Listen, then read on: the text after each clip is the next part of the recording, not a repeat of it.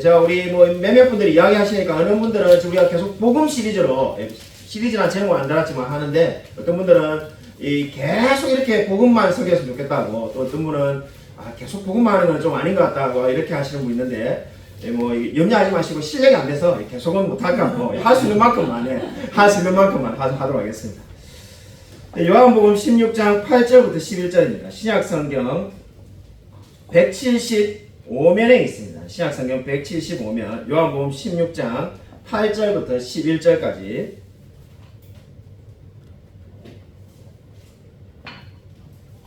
요한복음 16장 8절부터 11절까지를 제가 한 절, 성도님들이 한 절 교독하도록 하겠습니다. 그가 와서 죄에 대하여, 의에 대하여, 심판에 대하여 세상을 책망하시리라. 죄에 대하여라 함은 그들이 나를 믿지 아니하며 의에 대하여라 함은 내가 아버지께로 가니 너희가 다시 나를 보지 못하며 심판에 대하여라 함은 이 세상 이미 심판을 받았습니다. 아멘. 네, 오늘 설교 제목은 성령님이 주신 세 가지 확신이 되겠습니다. 감리교회 창시자로 잘 알려져 있는 존 웨슬리라는 분이 쓴 파워풀 성령이라는 책이 있습니다. 그 책을 보면은 존 웨슬리가 자신의 경험담을 이야기하는 장면이 나옵니다. 어느 날 배를 타고 가는데 그 배가 폭풍을 연달아 3번이나 만났다고 합니다. 근데 2번의 폭풍보다 3번째 폭풍이 워낙 강력해서 배가 끼어질 것 같은 느낌을 모든 배에 탄 사람들이 받았다고 합니다. 그래서 이 존 웨슬리가 죽음의 공포 가운데 두려워서 어쩔 줄 몰라 합니다. 존 웨슬리 당시에 이미 하나님을 믿고 있었는데 죽음이 다가오는 것에 너무나 두려워했다고 합니다. 배를 돌아보니까는 온 배가 다 아수라장입니다. 사람들이 막 죽는다고 아우성을 치고 살려달라고 소리를 치고 난리가 났습니다. 근데 그때 어느 한 사람이 이렇게 말합니다. 독일인들이 모여있는 구역이 있는데 거기는 예배를 드리고 있더라는 겁니다. 지금 배가 침몰하려고 하는데 거기서 예배를 드리는데 너무 놀랬다고 말을 전해주는 사람이 있었습니다. 너무나 놀란 존 웨슬리가 자기 눈으로 직접 보겠다고 독일인들이 모여있는 구역으로 갔습니다. 정말로 찬송을 부르며 예배를 드리는데 겉으로 보기에 전혀 두려워하지 않았습니다. 너무나 놀란 존 웨슬리가 그 중에 한 사람에게 이렇게 묻습니다. 당신은 지금 배가 곧 침몰할 건데 죽음이 두렵지 않습니까? 그러자 그 사람이 전혀 두렵지 않다고 말합니다. 그 말을 제대로 믿지 못한 존 웨슬리가 다른 사람을 찾으려고 여자와 아이들에게도 묻습니다. 정말로 당신은 두렵지 않습니다. 두렵지 않다고 다들 대답합니다. 존 웨슬리가 단 한 사람도 두려워하는 독일인을 만나지 못했다고 합니다. 훗날 극적으로 살아났던 존 웨슬리가 자신의 책에 파워풀 성령에 이렇게 썼습니다. 그때 독일인들은 너무나 믿음을 가지고 담대했는데 나는 왜 믿음이 없었는가? 이렇게 글을 남겼습니다. 아마 여러분이 정답은 다 아실 겁니다. 왜 존 웨슬리는 두려워하고 같은 하나님을 믿고 같은 지금 죽을 위기 가운데 왜 존 웨슬리는 두려워했고 독일인들은 두려워하지 않았습니까? 정답은 성령에 충만하지 않아서입니다. 존 웨슬리가 성령 충만하지 않았기 때문에 두려워서 죽을까 염려하였습니다. 정말 이 대답을 하는 것은 그렇게 어렵지 않습니다. 근데 정말 우리가 성령에 대해서 얼마나 많이 알고 있을까요? 우리 시대를 보면은 어떤 사람은 성령님을 만났다고 내가 춤을 췄다라고 말하는 사람도 있고 성령의 은혜를 받고 뒤로 넘어졌다는 사람도 있습니다. 여러분 정말로 우리의 시대만큼 성령이 오해를 받는 시대가 없다고 해도 과언이 아닐 겁니다. 여러분 성경 말씀을 보면은 서두에 말씀드린 존 웨슬리 못지않게 지금 예수님의 제자들은 굉장한 두려움 가운데 있습니다. 요한복음 16장을 읽어보면은 마치 초상집과 같은 분위기를 지금 자아내고 있습니다. 그 이유는 예수님께서 이제 떠나시겠다라고 선언하였기 때문입니다. 제자들을 떠나실 거라고 예수님이 선언하였습니다. 여러분 생각을 해보십시오. 불과 3년 전에 제자들은 물고기를 잡는 어부였거나 정말 사회에서 전혀 유명하지 않는 그러한 존재들이었습니다. 근데 예수님의 부르심을 받고 지금 온 유대 땅에 정말로 명성이 자자하면서 알려져 있는 그런 삶을 살고 있습니다. 그런데 지금 예수님이 떠나신다면 자기들은 어떻게 될 건가? 여러분 두렵지 않을 수가 없습니다. 그래서 지금 다들 근심하며 있습니다. 근데 그때 예수님께서 그 마음을 아시고 근심하지 말라고 하면서 무엇을 약속하십니까? 성령을 보내주시겠다라고 약속을 합니다. 지금 예수님이 떠나신다니까 다들 근심에 빠져서 어쩔 줄 몰랐는데 예수님께서는 걱정하지 말라고 하면서 성령님을 보내주신다는 겁니다. 그 성령이 오시면은 무엇을 하신다는 겁니다. 한 가지 약속을 주었습니다. 그 한 가지 약속은 바로 우리 8절에 나온 것처럼 그가 와서 죄에 대하여, 의에 대하여, 심판에 대하여 세상을 책망하시리라고 말씀하고 있습니다. 여기서 책망하실 거라는 말씀은 잠잠하게 한다는 뜻입니다. 마치 이 법정에서 우리 재판하는 모습을 보면은 변호인이 설명을 잘하면은 상대방 측에서 대답할 말이 없습니다. 그때 쓰는 단어가 바로 이 책망하시리랍니다. 책망한다는 게 비난한다는 것이 아니라 꾸중을 한다는 것이 아니라 상대방을 하여금 잠잠하게 만든다는 겁니다. 바로 지금 말씀이 전부 다 옳기 때문에 너무나 맞는 말이기 때문에 반박할 말이 없음을 뜻하는 겁니다. 그러니까 성령님이 오셔가지고 책망하실 거라는 거죠. 잠잠하게 만들 거라고 말합니다. 어떤 때 그렇게 하신다는 겁니까? 저와 여러분이 그리고 이제 예수님의 지금 이 제자들이 복음을 전하러 갈 때 상대방이 그 전하는 복음에 대해서 결코 반박할 수 없도록 잠잠하게 만드신다는 겁니다. 성령님께서 뭘 하시는가? 우리가 복음을 들을 때 정말로 복음을 전할 때 그거 아닌데요. 그거 정말로 그거는 믿을 수가 없어요. 그런 마음이 들고자 하는 그 불신자들 마음 가운데 성령님께서 잠잠하도록 역사하신다고 말씀하고 있습니다. 그러면 그 잠잠하게 하는데 성령님께서 무엇을 주신다는 겁니까? 세 가지 확신을 주신다고 말을 하고 있습니다. 오늘 성경은 한 가지 약속과 세 가지 확신을 주신다고 말씀하고 있습니다. 그 세 가지 확신이 무엇입니까? 바로 첫 번째로 성령님은 사람들에게 죄를 확신시키려고 임하셨다는 겁니다. 성령님이 왜 이 세상에 오셨는가? 사람들로 하여금 죄를 깨닫게 하기 위해서 이 세상에 오셨다는 겁니다. 여러분 9절을 보시면은 죄에 대하여라 하면 그들이 나를 믿지 아니하며 이렇게 말씀하고 있습니다. 죄에 대하여라 하면 그들이 나를 믿지 아니하며 사실 하나님을 믿지 않는 사람들에게 하나님을 믿지 않는 것이 곧 죄다 이렇게 말을 하면은 다들 어떻습니까? 다들 그 어이없게 생각하거나 전혀 받아들이지 않습니다. 하나님을 안 믿는 게 뭐가 죄냐? 그 나의 일종의 취향의 문제고 나의 선택이지 그게 뭐가 죄가 되냐 이렇게 말합니다. 근데 정말 하나님을 믿지 않는 것 그 자체가 죄다 이렇게 말하면은 지금 여기 앉아있는 분들은 전부 다 아멘 할 겁니다. 우리는 그 말이 너무나 옳습니다 이렇게 합니다. 이 차이가 어디서부터 비롯된 겁니까? 왜 믿지 않는 사람들은 하나님을 믿지 않는 것이 죄라고 하면은 거부 반응이 일어나는데 저와 여러분은 아멘이라면서 끄떡끄떡하며 수긍하는 이유가 어디 있습니까?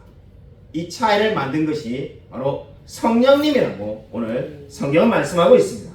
정말 세상에 있는 사람들이 똑똑지 않기 때문에 자신이 죄인 것을 인정하지 않는 것이 아닙니다. 바로 성령의 역사가 있고 없고의 차이라고 오늘 성경은 말씀하고 있습니다. 자, 예전에 스펄전 목사님의 설교집을 읽는데 읽으면서 참 세상에 그 성경이 말하는 해 아래에 새 것이 없다는 말이 진리구나 하는 것을 뼈저리게 느낀 적이 있었습니다. 정말 어떻게 우리 시대하고 150년 전의 영국이 똑같냐 이런 생각이 들었는데 스펄전 목사님이 설교 때 성도들에게 이렇게 간곡하게 호소합니다. 세상에 지금 가장 유행하는 신앙, 가장 유행하는 목회 형태를 따라가지 말라는 거예요. 그게 바로 뭐냐? 하나님의 자비만을 이야기하고 죄에 대해서는 전혀 이야기하지 않고 여러분에게 늘 달콤한 말로 위로만 주는 그 설교, 그 길을 따라가서는 안 된다고 강력하게 경고하는 설교를 읽은 적이 있습니다. 읽으면서 이거 우리 시대하고 똑같은데 이런 생각을 하면서 정말 해 아래 새 것이 없구나 이런 생각을 한 적이 있었습니다. 지지난주에 우리 교회 오셔서 말씀을 전하신 이하평 목사님의 일화입니다.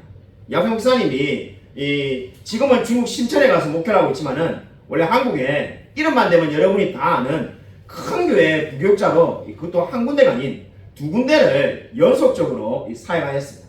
이 앞에 목사님 말에 의하면은 그 두 군데의 교회 중에 한 개의 교회는 3년 동안만 사역을 하면은 다들 부교육자들이 집을 산다고 합니다. 그만큼 사례비도 많이 받고 뭐 여러 가지 이렇게 많이 도와줘가지고 그렇게 좋은 교회인데 거기를 이 앞에 목사님이 그만두고 중국에 간다 했을 때 제가 깜짝 놀랐습니다. 왜 그렇게 가려고 하냐? 그냥 쉽게 말해서 잘린 거냐? 그게 아니라 자기는 중국어 담당이니까 중국에서 유학 온 사람들을 가르치기 위해서 얼마든지 오랫동안 있을 수 있다는 거예요. 아마 원하면 지금까지도 있었을 겁니다. 근데 본인의 그 일화를 이야기해 주시는데 본인이 수협회 때 설교를 하고 난 다음에 이 비서실에 불려갔다는 겁니다. 큰 교회는 담임 목사님이 부교육자들을 이렇게 혼내지 않습니다. 비서실이 따로 있는데 그 비서실에 가가지고 정말로 비서실에 가서 그 비서 담당 목사님이 이러이러한 것이 잘못됐다고 이야기하는데 한마디로 설교를 그렇게 해서는 안 된다는 거죠. 설교를 한 40분 동안 했는데 주제가 죄죠. 근데 그 죄에 대해서 그렇게 설교하면 안 된다는 거예요. 우리 교회는 그 이하병 목사님 사역하던 교회는 그 당시에 죄에 대해서는 한 번도 설교하지 않았다는 거예요. 담임 목사님 그런 설교를 한 번도 하지 않고 심지어 부정적인 세상의 이야기도 하나도 하지 않는다. 그냥 늘 긍정적이고 좋고 밝은 이야기만 하는데 혼자 그렇게 막 안 좋은 이야기를 하면은 성도들이 너무 마음이 와서 힘들다. 그렇게 설교하지 말라는 거예요. 이렇게 두 번을 물려갔다는 거예요. 두 번째 물려갈 때 다음에 또 오면은 이제 그 한마디로 그만두라는 거예요. 그때 이분이 이 야평 목사님이 느낀 게 그냥 어차피 내 스타일이 이렇게 바꾸지 않는 이상 그만둬야 될 것 같으면은 그냥 먼저 그만두고 개척을 하자 해가지고 심천에 가신 겁니다.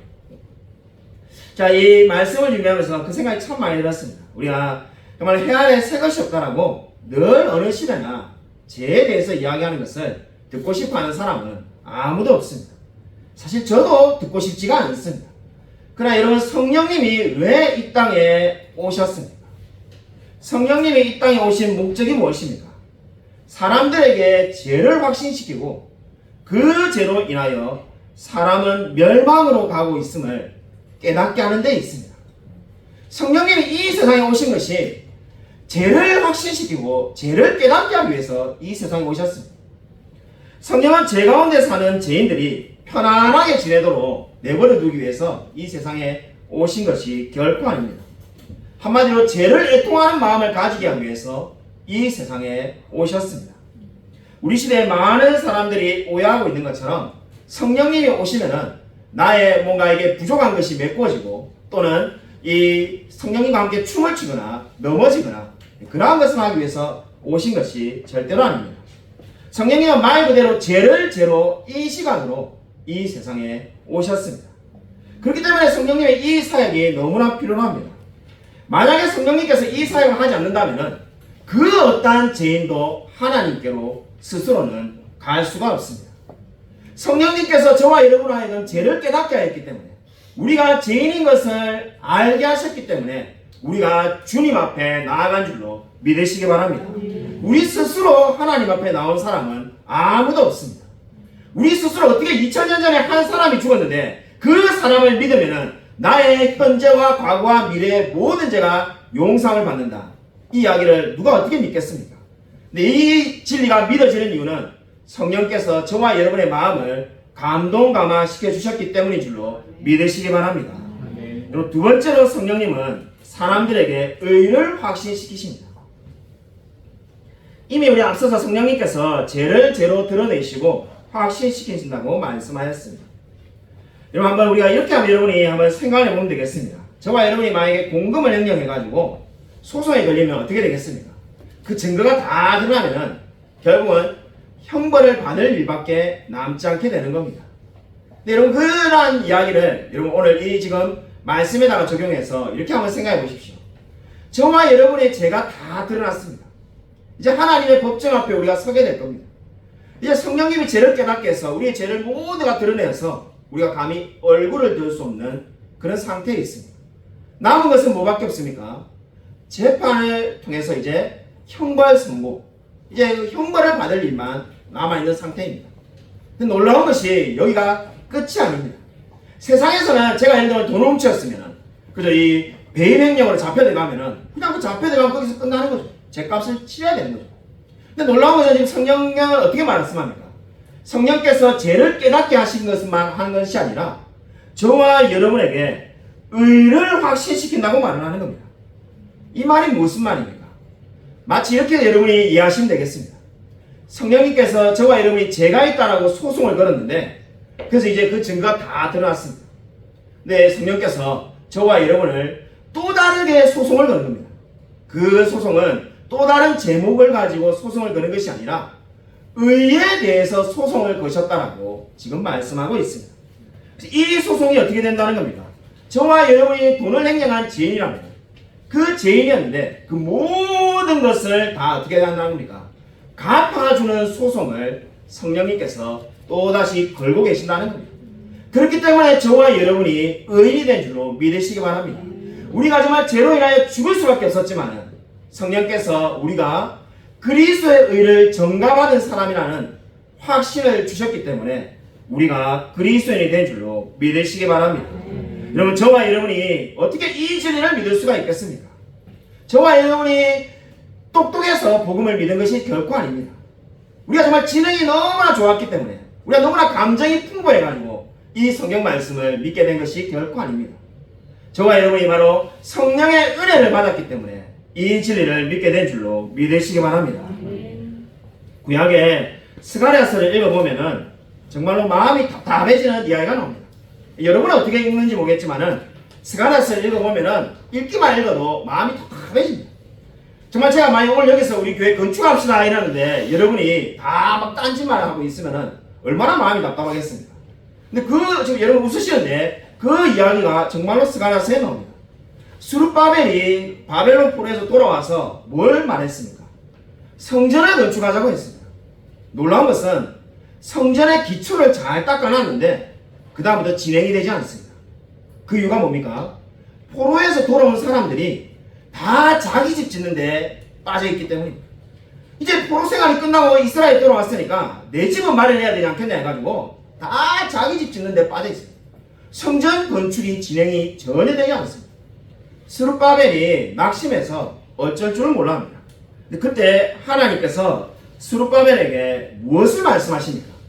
스가랴 4장 6절입니다. 여러분 프린트물에다 제가 적어두었습니다. 같이 한 목소리 한번 읽겠습니다. 네, 시작. 여호와께서 스룹바벨에게 하신 말씀이 이러하니라. 만군의 여호와께서 말씀하시되 이는 힘으로 되지 아니하며 능력으로 되지 아니하며 오직 나의 영으로 되느니라. 아멘.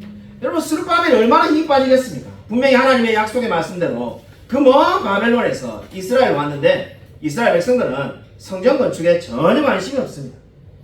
그런 사람들 데리고 지금 어떻게 성전을 건축할까 생각하면 가슴이 답답하고 어찌할 줄을 모릅니다. 그렇게 낙심해 있는 이 스룹바벨에게 하나님이 뭐라고 말씀하셨습니까? 만군의 여호와께서 말씀하시되 이는 힘으로 되지 아니하며 능력으로 되지 아니하며 오직 나의 영으로 되느니라. 힘으로 되지 않고 능력으로 되지 않고 뭘로만 가능하다는 겁니까? 하나님의 능력, 성령의 은혜로 가능하다고 말씀하고 있습니다. 그 이 말씀이 바로 어떻게 됐습니까? 이 스룹바벨에게 크나큰 위로가 되었습니다. 여러분 저는 이 말씀을 보면은 정말로 우리가 이 미국에 도착했던 아메리카에 도착했던 청교도들은 정말로 이 세상에 살아있던 사람들 중에 가장 대단한 성자라는 생각이 듭니다. 사실 스가랴서에 나오는 이스라엘 백성이 이상한 사람이 아닙니다. 저와 여러분도 마찬가지가 않겠습니까? 내 집을 먼저 짓는 게 급하지 그리고 성전 건축한 게 뭐가 급하겠습니까? 근데 이 청교도들은 어떻게 했습니까? 이 아메리카에 도착하자마자 가장 먼저 교회를 건축한 사람들이 청교도들이었습니다. 지난주에 우리 분당 우리 교회 꿈넘어 꿈 프로젝트에서 이 새롭게 교회를 6개 선정한다는 발표가 있었습니다. 그래서 우리 장로님이 연락을 주셔가지고 제가 확인을 해보니까 정말로 새롭게 6개 교회를 선정한다고 했습니다. 솔직히 이 힘이 많이 빠졌습니다. 우리 금요기도에 나오신 분들은 늘 우리가 그 기도 제목을 가지고 기도했는데 결국 이게 안 되었구나 라는 생각이 드니까는 힘이 빠지고 우리만 힘이 빠지는 게 아니라 우리 창원의 어머니 교회 목사님과 그게 여러 성도님들도 기도해주고 있는데 우리 어머니들도 기가 팍 죽으셔가지고 목소리가 힘이 없으시죠. 저도 이번 주 내내 힘이 없었습니다. 좀 자세하게 알아보려고 이 이메일을 제가 보냈습니다만 담당자에게 답신은 받지 못했습니다. 우리 장로님 말씀대로 아직까지 우리가 정말 완전 떨어진 게 아니라 뭐 앞으로 6개 교회에 또 뭐 선정될지 어쩔지는 잘 모르겠습니다. 근데 분명한 건 일단 현재까지는 우리가 전혀 선정되지 않았습니다. 제가 이번 주에 참 그 목양실에 앉아 있으면서 그런 생각이 참 많이 들었는데 지금 삼성 프라자에 5개나 공실이 있습니다. 처음에 우리 교회가 설립될 때만 해도 공실이 하나 나오면은 정말로 일주일 아니 한 2, 3일이면은 바로 계약이 돼가지고 바로 누군가 이렇게 어느 업체가 들어왔습니다. 근데 지금은 5개가 비어 있는데 전혀 나가지 않습니다. 정말 하나님이 그 꿈나무 꿈 프로젝트에 선정되게 해가지고 이 그저 옆에 지금 술집도 비어 있는데 우리가 이렇게 딱 이렇게 정말 사가지고 교육관을 하든지 아니 저기를 본다고 하든지 그러면 참 좋을 건데 왜 이렇게 하실까? 목양실에 앉아 있으니까 우울하더라고요. 내가 이렇게 오래 살지 않기로 했는데 다시 이게 개척 초기 때 모습으로 돌아간 것 같아가지고 이러지면 안 된다 이렇게 생각을 할 때 이 하나님께서 주시는 생각이 떠올랐습니다. 개척 처음에 우리가 시작할 때 성도님도 아무도 없을 때 자 처음에 여기 오려고 했는 게 아니라 이지구에 갔으려고 했습니다. 이지구를 이렇게 막 돌 때 어느 장소인지 말하지 않겠습니다. 지금도 그 장소가 있는데 그 이지구의 한 곳을 보니까는 너무 마음에 들어가지고 딱 눈에 보는 순간에 저기다 싶어가지고 가니까는 이 매달 250만 원에 보증금 3천만 원만 내면 된다 이런 3천이 없었습니다. 그 당시에 3천이 있었으면은 제가 성도님이 아무도 없어도 그냥 믿음으로 거기 계약해가지고 지금도 거기 있든지 아니면 교회가 이미 뭐 없어졌든지 뭐 하여튼 그렇게 됐겠죠. 근데 3천이 없는 거예요. 그냥 주님 3천만 주시면은 저기를 들어가고 싶은데 딱 저기다 이런 생각이 드는데 3천이 없었습니다. 근데 하나님께서 정말로 더 감사하게 근데 그때는 이런 생각이 들었던 게 정말 이 3천만 원보다 더 싼 보증금이 어디 있겠냐. 부동산 그 공인중개사분이 그러더라고요. 다 5천만 원, 6천만 달라는데 3천 정도면은 정말 싼 거다. 근데 하나님께서 우리 교회 보증금 500만 원 되는 대로 인도하지 않았습니다. 자, 그걸 보면서 이런 생각을 했습니다. 우리 생각에는 그저 가장 좋은 길이 지금 딱 진짜 이게 꿈넘어 꿈 프로젝트에 당선돼가지고 지금 옆에 확장하면 제일 좋겠다는 생각이 들 수 있겠지만은 하나님께서 분명히 더 좋은 길로 인도하여 주실 줄로 믿으시기 바랍니다. 이런 무디 목사님의 일화입니다. 무디 목사님이 어느 날 묵상을 하다가 이런 생각을 하게 되었다고 합니다. 정말로 만약 어떤 사람이 전적으로 하나님의 영, 성령에 복종된다면은 하나님이 그 사람을 통해서 못하실 일이 뭐가 있겠는가? 그렇지 않습니까? 정말 어떤 한 사람이 성령님에게 완전히 복종된다면은 성령님께서 그 사람을 통해서 못하실 일이 뭐가 있겠느냐라고 무디 목사님이 글을 적기 시작했습니다. 적다 보니까 이런 생각이 들었다고 합니다. 그러면은 내가 그 사람이 될 수도 있지 않을까? 내가 그런 사람이 못 될 이유가 뭐가 있는가? 여러분 이해하셨습니까? 정말 어느 한 사람이 성령님에게 완전히 사로잡힌다면은 성령님께서 못하실 일이 어디 있겠냐는 겁니다. 당연히 능치 못할 일이 없습니다. 근데 그렇다면 내가 성령님께 완전히 사로잡힌 사람이 되면 되지 않겠는가? 이렇게 생각을 했다고 합니다. 바로 그분이 미국의 위대한 무디 목사님이 되었습니다. 여러분 그렇습니다. 정말로 저와 여러분이 성령에 완전히 사로잡힐 때 성령께서 반드시 역사하여 주실 줄로 믿으시기 바랍니다. 오늘 세 번째로 성령님께서는 사람들에게 심판을 확신시키십니다. 심판은 누구에게 맡겨졌습니까? 요한복음 5장 22절을 한번 읽도록 하겠습니다. 요한복음 5장 22절 프린트본에 나와 있습니다.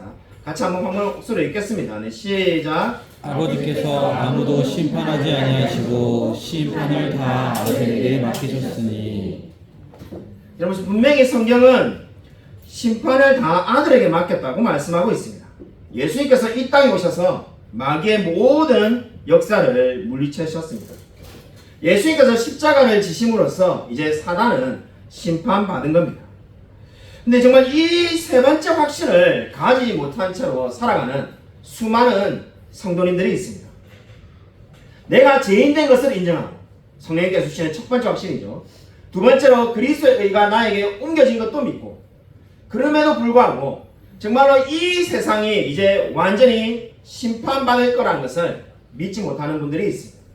저 사탄은 이미 다 심판받았고 이제 하나님께서 홀로 영광 받으신다는 이 위대한 진리를 믿지 못하고 살아가는 사람들이 많이 있습니다. 그래서 많은 우리 사람들을 보면 어떻습니까? 정말 아직까지도 그리스도가 사탄과 전쟁 중에 있는 것처럼 그렇게 오해하는 분들도 있습니다. 여러분 성경을 보면은 여러분 욥기를 한번 여러분이 읽어보면은 어떤 생각이 듭니까? 정말로 욥기가 왜 이렇게 길게 쓰여졌나 이런 생각을 하는 분도 있을 수 있습니다. 실제로 청교도 중에 욥기를 40년간 설교했던 유명한 분도 있습니다.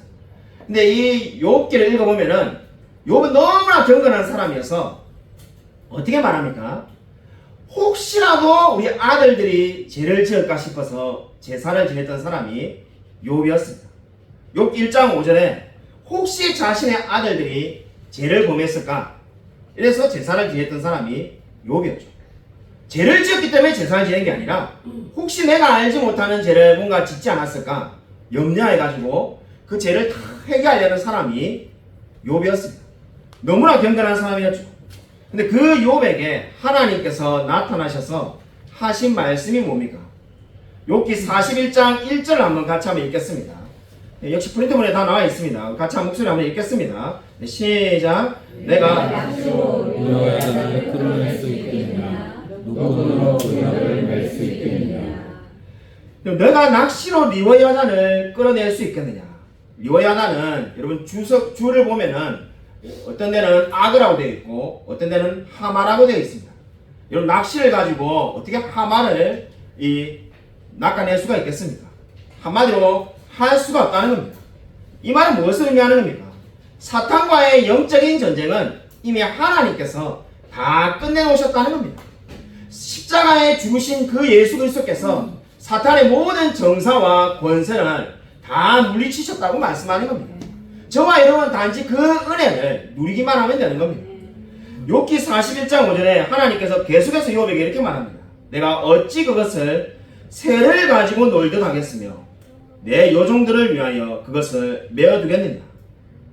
이 말씀은 고대시대에 장난감이 없으니까 요즘같이 장난감이 많은 시대가 아니니까 새를 잡아가지고 참새 같은 거를 가지고 놀았다고 합니다.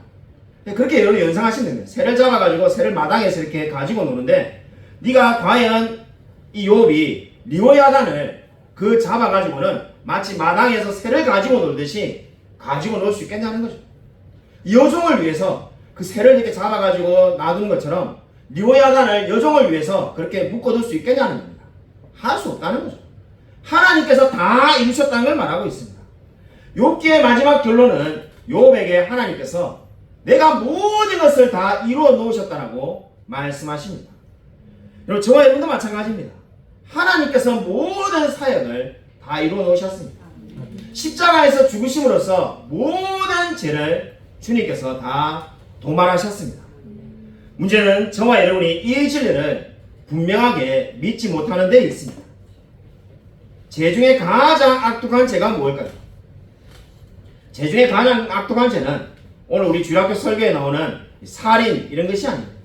우리 이 주일학교 아이들이 그죠? 우리 지금 주일학교 아이들은 너무 천사해가지고 설교하는 제가 부끄러웠는데 오늘 설교할 때 보니까는 이 욕을 한 적이 있냐 하니까 욕을 한 적도 없고 유치원이나 초등학교에서 친구랑 싸운 적도 없고 자기들은 그런 적 한 번도 없다는 겁니다. 예, 그래서 너무 천사 같은 아이들은 이게 제일 못된 목사가 오늘 설교를 해가지고 막 설교하는데 상당히 마음에 부담이 많이 됐어요. 너무 이게 선한데 괜히 악한 거를 막 제가 가르쳐 준 것 같아가지고 어쨌든 간에 그러한 이 아이들 선한 아이들인데 우리 불신앙의 죄가 뭡니까? 정말로 이 불신앙의 죄가 가장 나쁜 죄입니다. 세상에 가장 나쁜 죄는 뭔가? 하나님을 믿지 않는 것이 가장 악한 죄입니다. 저와 여러분이 하나님을 불신할 때마다 성령님을 근심시키게 되는 겁니다. 우리 교회에 지금 그 필경대 가면은 맥체인 성경인기표가 있는데 그 맥체인 성경인기표를 만드신 로버트 맥체인이 한 말입니다. 진노를 피하게 하시려고 저를 일깨워 구주의 품에 숨기신 것은 제게 무슨 선한 것이 있어서가 아닙니다. 제가 이 땅에 머무는 동안 성령으로 성결하게 하시고 가르치사 제가 얼마나 큰 사랑에 빚진 자인지 알게 하소서. 한마디로 무엇을 이야기하는 겁니까? 정말 성령님께서 내가 얼마나 큰 사랑에 빚진 자인지를 날마다 깨닫게 해달라고 기도하고 있습니다. 저와 여러분이 어떻게 하면 성령의 인도를 받으며 늘 성령 충만하며 정말 웨슬레가 서두에서 고민한 것처럼 정말 죽음의 위기가 다가와도 결코 두려워하지 아니하며 담대하게 살 수 있을까요? 자, 우리는 조그마한 고민만 있어도 힘들어하지 않습니까? 저 학교에서 아이가 성적이 안 나와도 괴롭고, 직장에서 동료가 사이가 좀 안 좋게 그저 시비만 걸어도 힘들고, 예, 뭐 힘든 이야기가 뭐 끝이 없습니다, 그죠? 예, 우리 순모임을 하면은 그죠? 이 설교는 그죠? 어떤 때 제가 그런 적이 있었는데, 설교는 늘 준비해도 부족한데 순모임은 한때 순장님이 부럽더라고요.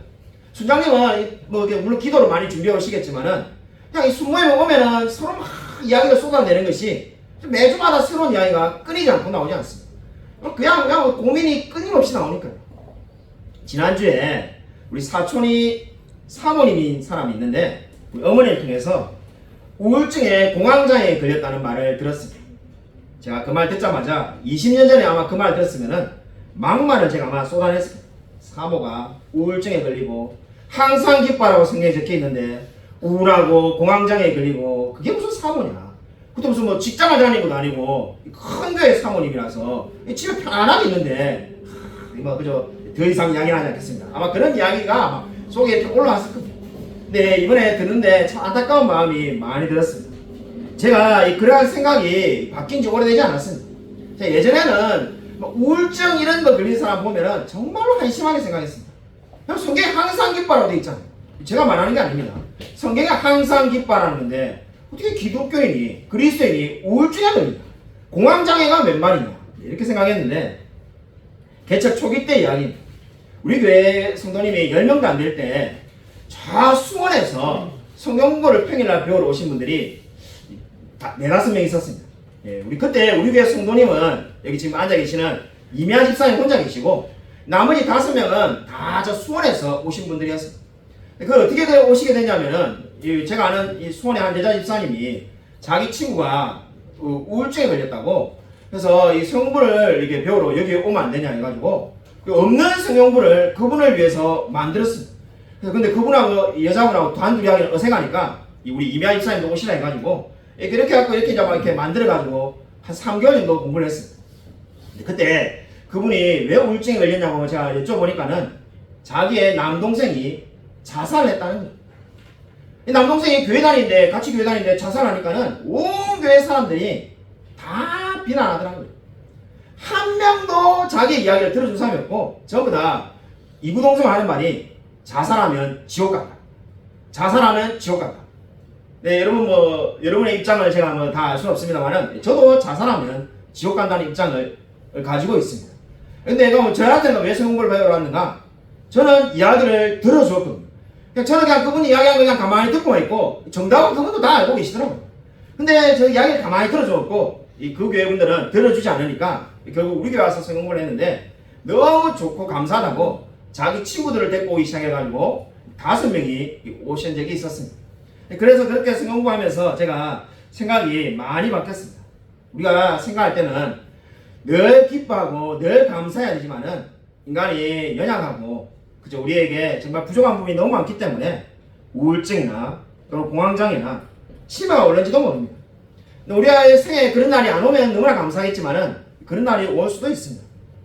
그러나 그때도 우리가 뭘 할 수 있겠습니까? 정말로 성령님께서 우리를 붙들어 달라고 기도해야만 하는 겁니다. 여러분 철로역정을 읽어보면은 어떻게 성령 충만을 받는지를 이렇게 말을 하고 있습니다. 철로역정에 성실이라는 사람이 수치를 만납니다. 성실이 수치를 만나는데 수치는 예수 믿는 사람에 대해서 엄청나게 비난하며 저주합니다. 그래서 그 비난한 내용이 신분이 천하다. 예수 믿는 사람들이 신분이 천하고 그 다음에 설교 시간에 왜 우는지 모르겠고 과학은 하나도 안 믿어가지고 이 맨날 이상한 이야기만 한다. 이렇게 이제 비난을 하였습니다. 그때 이 성실이 어쩔 줄 몰라가지고 얼굴이 벌개지는데 그때 성령님께서 이 성실의 마음에 감동주는 말씀을 떠오르게 역사하십니다. 그 말씀이 누가복음 16장 15절입니다. 사람 중에 높임을 받는 그것은 하나님 앞에 미움을 받는 것입니다. 누가복음 16장 15절에 사람 중에 높임을 받는 그것은 하나님 앞에 미움을 받는 것입니다.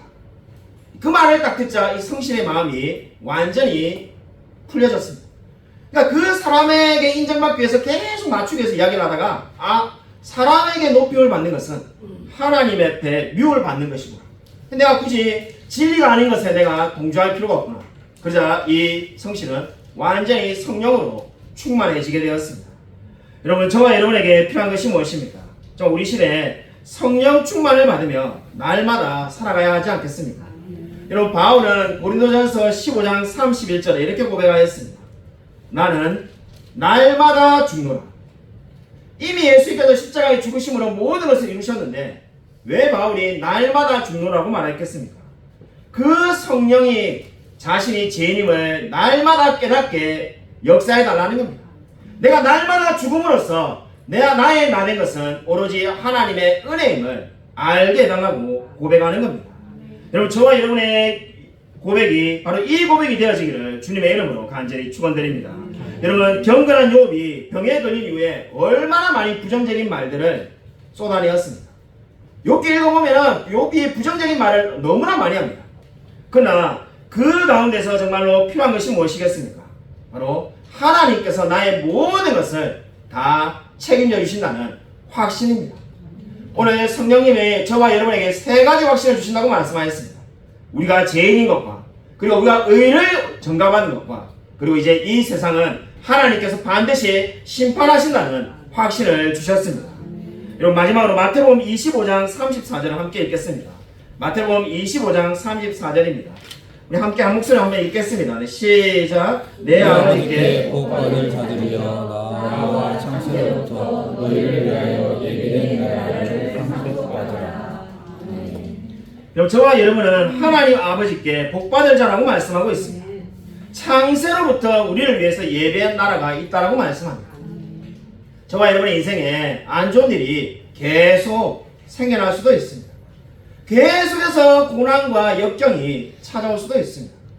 오늘 우리 중고등부 설교 때 제가 준비하면서 찾아서 우리 중고등부들에게 한 말인데, 여러분, 고난을 당하면은 나의 가슴이 뛴다는 말을 누가 했을까요? 저도 놀랐습니다. 저는 이 아프리카에 가서 아프리카 사람을 보면은 가슴이 뛴다는 한비아 씨의 말처럼, 이 말은 한비아 씨가 하면 딱 맞는 말인 것 같이 보이는데 그런 말이 아닙니다. 정말로 고난을 당할 때마다 나의 가슴이 뛴다는 말을 누가 했을까요? 성경에 나오는 말이 아닙니다. 고난을 당할 때마다 가슴이 뛴다는 말은 무신론자였던 니체가 한 말이었습니다. 이번 니체는 하나님 믿지 않는데도 역경이 찾아오면은 자기의 가슴이 뛴다고 말을 하였습니다. 그 이유가 어디 있겠습니까? 그 고난의 끝에는 정말로 또 다른 더 좋은 영광의 순간이 온다는 것을 알았기 때문입니다. 저와 여러분도 마찬가지입니다. 우리 인생을 살면서 정말로 괴롭고 힘든 순간이 끊임없이 찾아올 수가 있습니다. 그리고 그럴 때마다 정말 우리에게 예비된 나라가 있음을 믿으시기 바랍니다. 정말 이 세상은 영원하지 않고 이 세상은 반드시 끝이 나게 되어 있습니다. 우리 박지영 사모가 늘 하는 말이 있는데, 입버릇처럼 하는 말이 있는데, 세상이 끝날 날이 얼마 남지 않았다는 겁니다. 솔직히 저는 이 평생에 그런 생각이 몇 번 안 들었는데 주님이 오실 때가 다 됐다는 생각이 솔직히 몇 번 안 들었습니다. 우리 박지영 사모는 늘 그 이야기를 입에 달고 삽니다. 이제 주님 오실 때가 다 됐다. 주님 오실 때가 다 된 것 같다. 세상이 끝날 때가 다 된 것 같다. 근데 여러분, 정말로 진짜 하나님께서 그렇게 말씀하셨습니다. 이 세상은 심판받을 것이고 이제 하나님께서 예비된 나라를 우리에게 상속하실 거라고 분명히 약속을 주셨습니다. 여러분, 아무쪼록 성령님께서 주시는 확신을 가지고 날마다 담대하게 승리하며 살아가는 저와 여러분이 되시기를 주님의 이름으로 간절히 축원드립니다. 이 시간 우리 한번 말씀을 생각하면서 주여 한번 크게 외치고 간절히 통성을 기도하겠습니다.